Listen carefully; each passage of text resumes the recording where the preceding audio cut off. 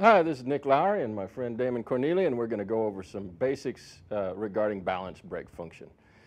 When we get into the study of kata, one of the most important elements, the element that helps us to develop our Kuzushi, is what we commonly refer to as balance break, and it's the activity that takes place right at the beginning of the technique, wherein we take our partner into a position or a posture where their balance or their equilibrium is challenged, and they have to thereby recover before they can continue to attack us.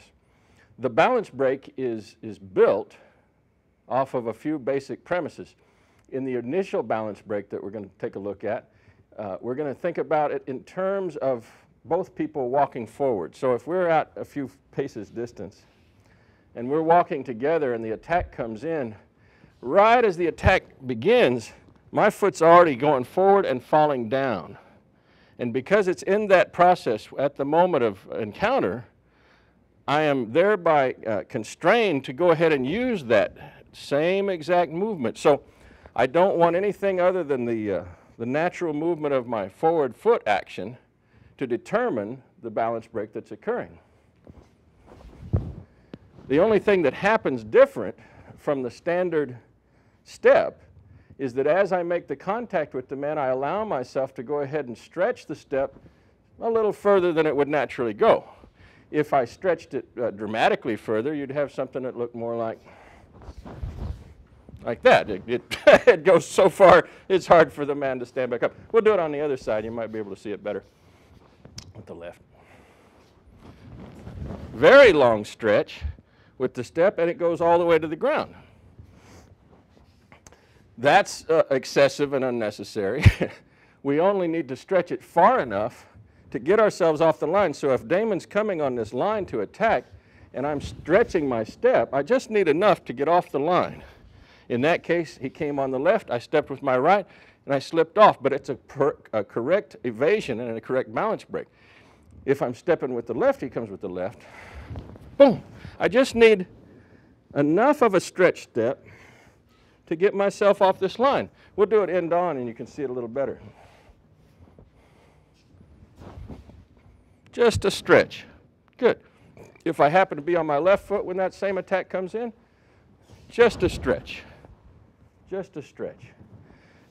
Dealing with the function of walking together is one of the initial conditions of balance break, is a crucial element, and much of your kata work should concentrate on that particular element of working with balance break. So if he's coming with his right hand, you just want to practice, whoa, stretch off with the right.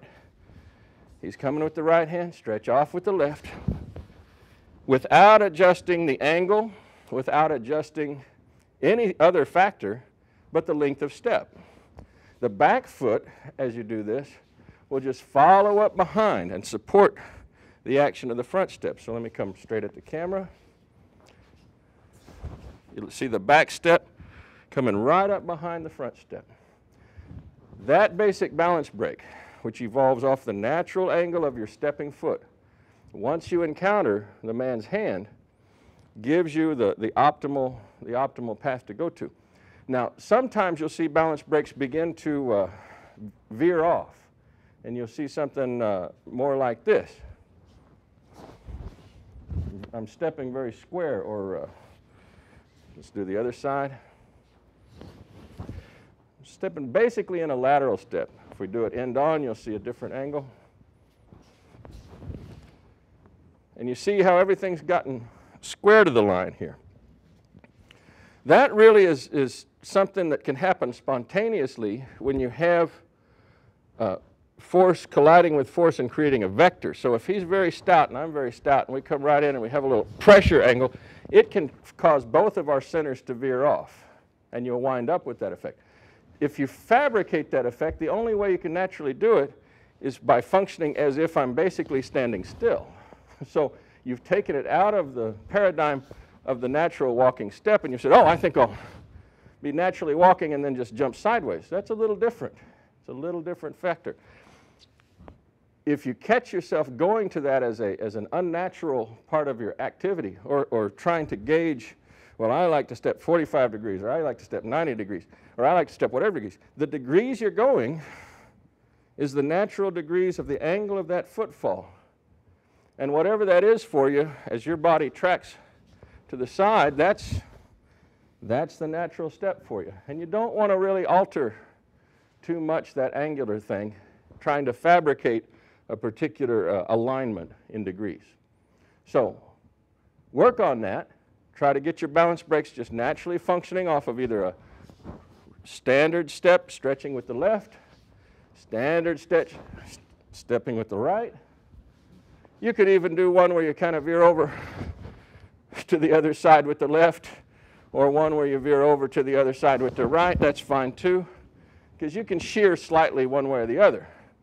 But the main thing is just learning to advance the step with a slight stretching activity until you get the activity of getting off the line of the attack.